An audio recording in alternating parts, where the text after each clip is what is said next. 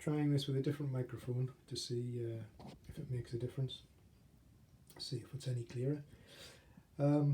This is the February the 15th 1943 turn. Just to kind of run through what has happened. If I look at my, he said stretching to find a chart, if I look at my chart, first unit to activate was actually Reim, which, if we can remember, Reim was actually here in Spetler, which I've just put the marker on. But as you can see there, if you look up the road, there's Reim's combat trains, and if we scroll down Highway 13, Reim have actually managed to steal a march on the Allies and have rushed down into Kasserine. They are complete. Because they went first, it kind of threw a crimp into Stark's plans. So again, if you recall, Stark's combat trains were kind of up this road along here. Now, with the presence of the Germans in Kasserine, Stark has had to have a bit of a complete rethink. And in fact, the trains are now back down here. And as you can see there, I think I put that red marker on just to remind myself that actually Stark were unlucky enough to have a failure. I think I rolled a natural 1-1 for Snafu, which kind of just finished Stark altogether. So we've got an impending situation here, because obviously Germans there, Americans there.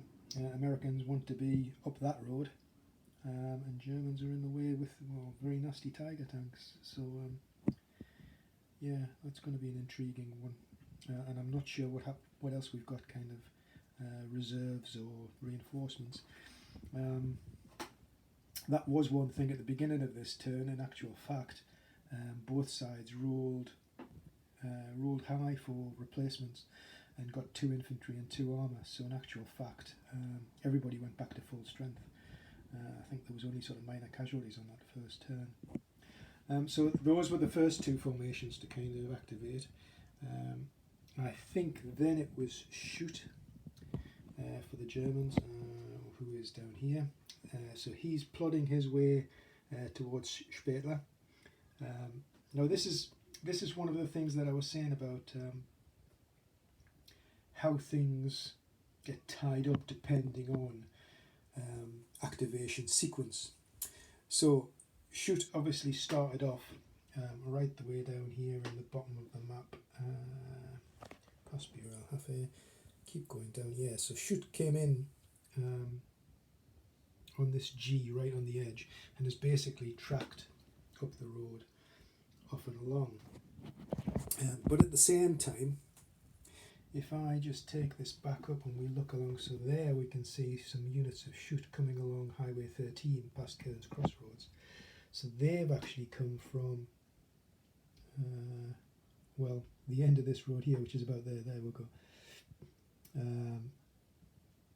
So for those guys to come up the road as fast as they can, they've basically passed through Gerhardt. So those formations have had to add coordination because units have passed through each other, and because they aren't, the game uses a system of buddies. So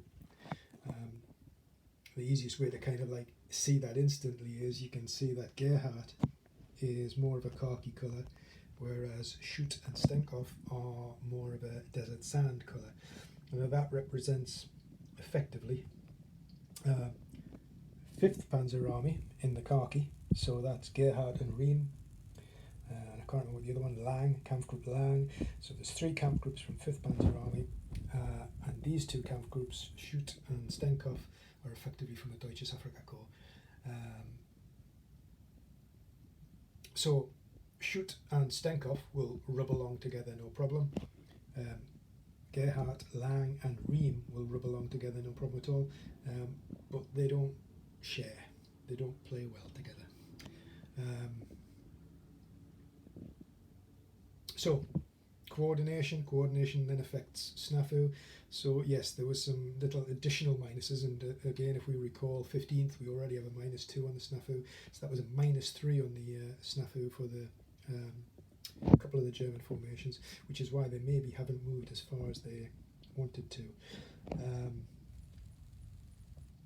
Stenkov, you can see, moved in, and in fact Stenkov has done quite some damage to CCA. You can kind of see here that we had an issue, or a few issues if you like.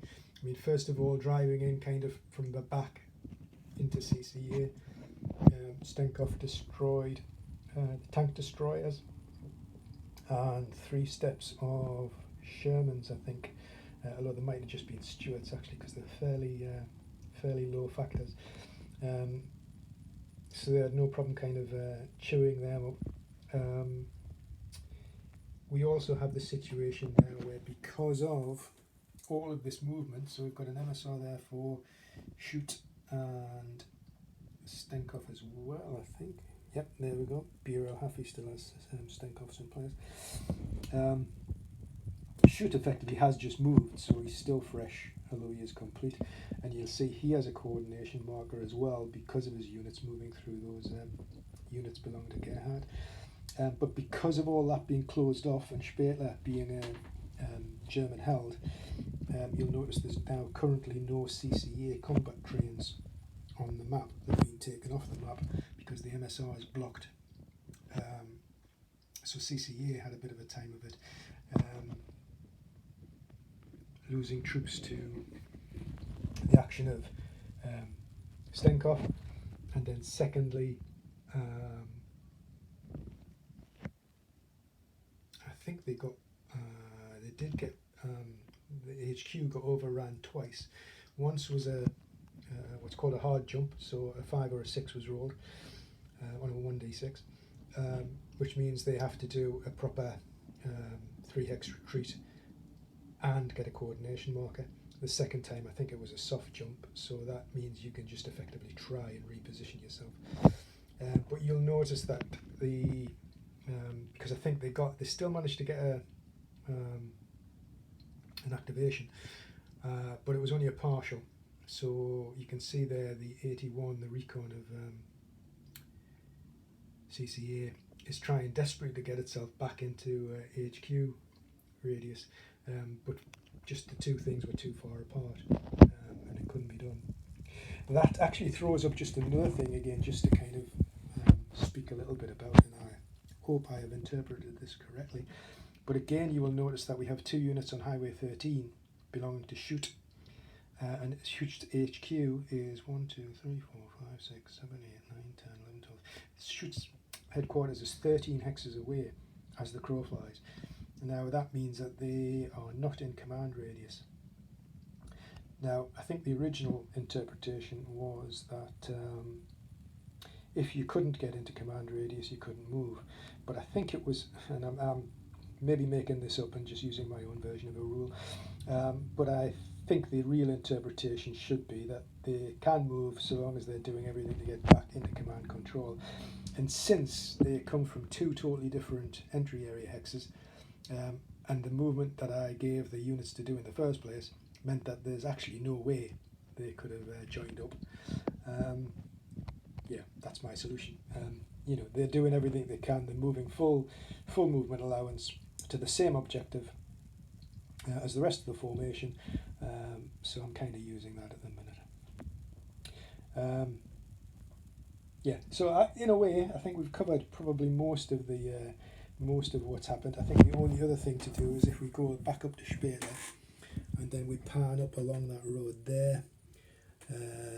Is that Sidi Abdallah? I can't remember now what it was called. Let's remove the Sidi Abdallah. CCA has come down country a little bit and taken up position there. So again, acting as a blocking force in case Reim was going to hurtle up that way towards the Lekef victory points. But in actual fact, as I said, Reim actually turned this way and headed down towards the joint victory point, which is tracking through again into that dorsal basically. So that's where we are. Other thing to mention, it rained, so there were no air points in this particular turn. having said that, there have been a lot more casualties in this turn, so I think the next replacement call will be interesting to see who gets built back up again, because we've certainly got Stenkov certainly took some hits down here, I think, with both the tank unit and the recon. And